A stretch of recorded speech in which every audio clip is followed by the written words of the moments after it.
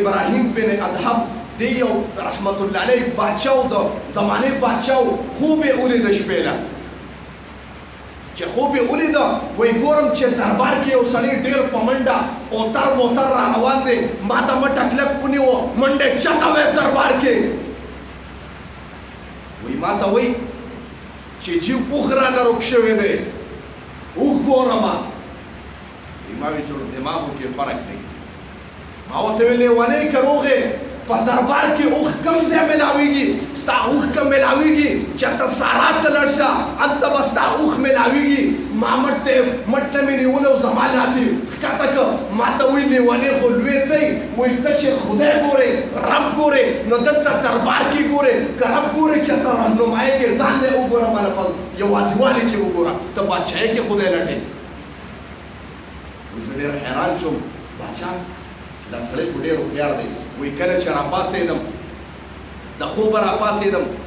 درباري مانه د بادشاهۍ په تخت باندې ناست یم قاضیان مې راغونډ کړ باچا چې خوب مې لیدلی داسې وایي د خدای شان ته وګوره یو سړی دی دغسې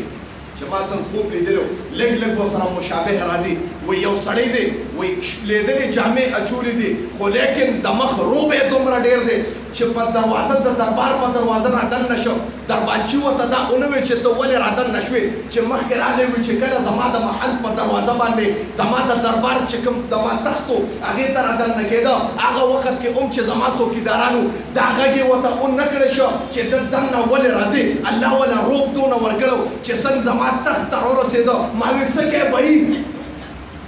دلته څه کې نو ما نه ډارېک راغی ما ته وایي یاره سری ګورم د شپې دپاره ما ورته وې ومې خندل مسکۍ شوم یا خپل خوب رانهیر شو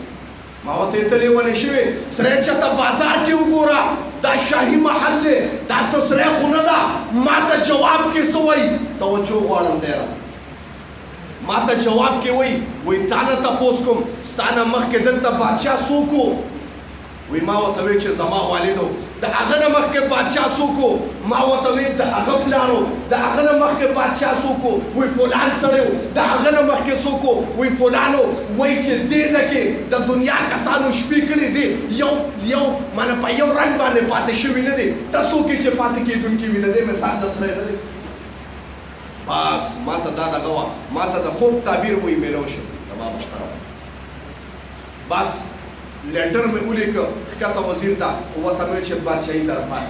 ټول سبحان الله ویلي ډېر ګران کار دی باچا بادشاهي پرېښودل